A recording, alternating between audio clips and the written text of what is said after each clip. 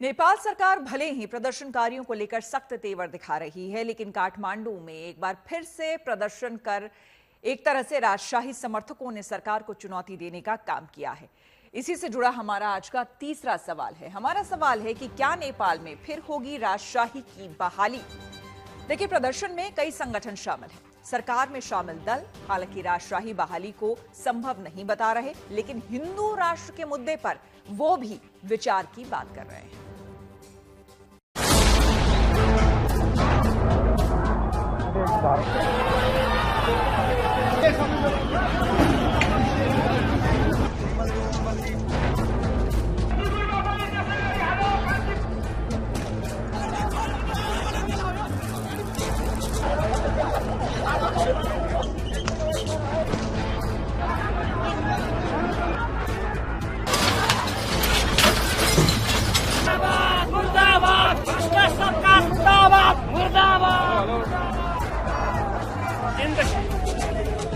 नेपाल में शुक्रवार को विरोध प्रदर्शन की ऐसी चिंगारी निकली जिसने राजधानी काठमांडू में अपनी खूब धधक दिखाई।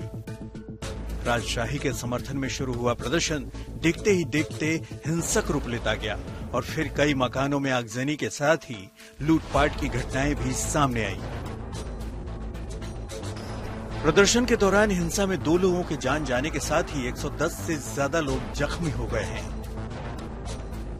जिसके बाद राजशाही के समर्थकों और सरकार के बीच खुलकर तनातनी सामने आ गई है। हिंसक प्रदर्शन के बाद पूर्व राजा ज्ञानेंद्र शाह पर सरकार ने शिकंजा कसना शुरू कर दिया। उनके खिलाफ कई सख्त फैसले लिए गए। पूर्व राजा ज्ञानेंद्र ने नेपाल के एक बड़े हिस्से का दौरा करने के बाद फरवरी में जनता से सीधे समर्थन मांगा था। यही वजह है कि हिंसा के लिए पूर्व राजा को जिम्मेदार मानते हुए नेपाल की ओली सरकार ने उनकी सुरक्षा को पूरी तरीके से बदल दिया है। जितने भी सुरक्षाकर्मी उनकी ड्यूटी पर लगे थे उन सबको बदल दिया गया, साथ ही उनकी सुरक्षा को घटा भी दिया गया।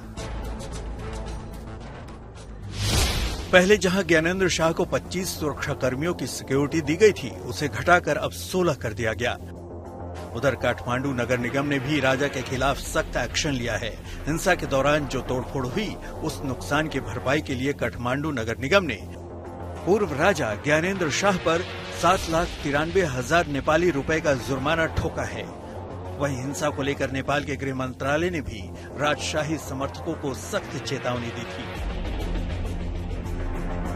घटनामा भएका सबै प्रकारका गतिविधिहरूको हामीले सूक्ष्म ढंगले सुरक्षा निकायले और राज्य का संमन्त्रले यसको सूक्ष्म ढंगले यसको निगरानी गरेको छ र यो आपराधिक कार्यमा संलग्न जोसुकैलाई पनि कानुनी दायरामा ल्याउने प्रयास गरिनेछ। आजसम्म भएन भने पनि हाम्रो रेकर्डको आधारमा, हाम्रो इन्टेलिजेन्स सिस्टमको सूचनाको आधारमा चाहिँ हामीले सबैलाई कानुनी कारबाहीमा ल्याउँछौं र अप्ठ्यारोमा परेका मानिसहरूलाई अहिले पनि कतिपय मानिसहरू।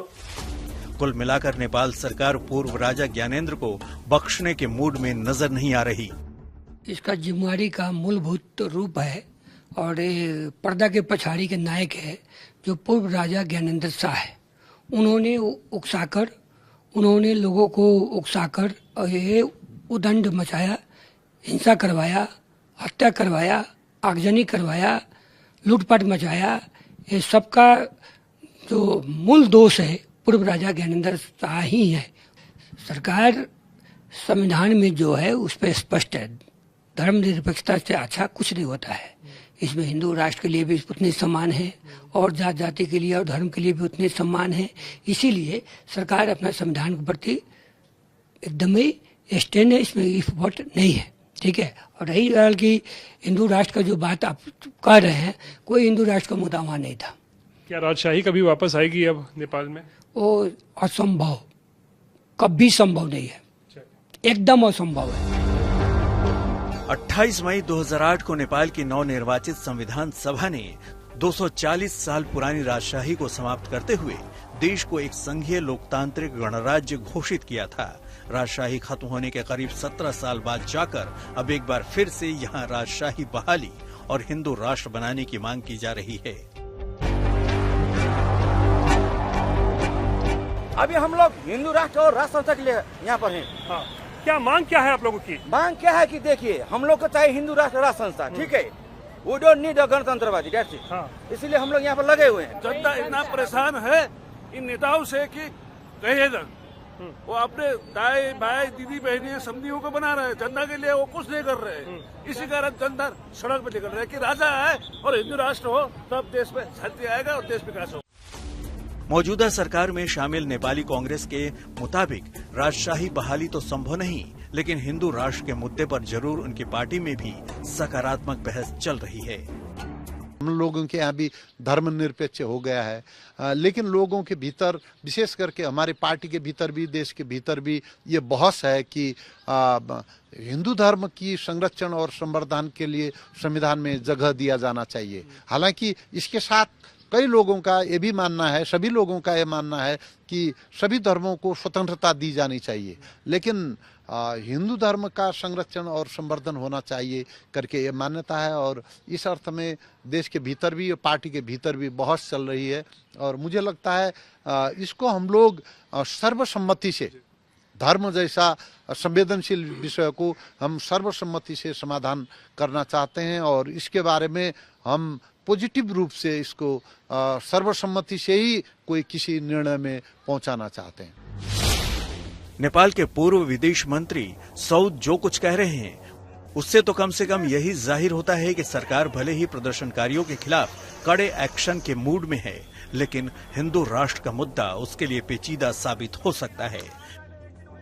नेपाल की राजधानी काठमांडू से रोहित सिंह के साथ bureau report, good news today.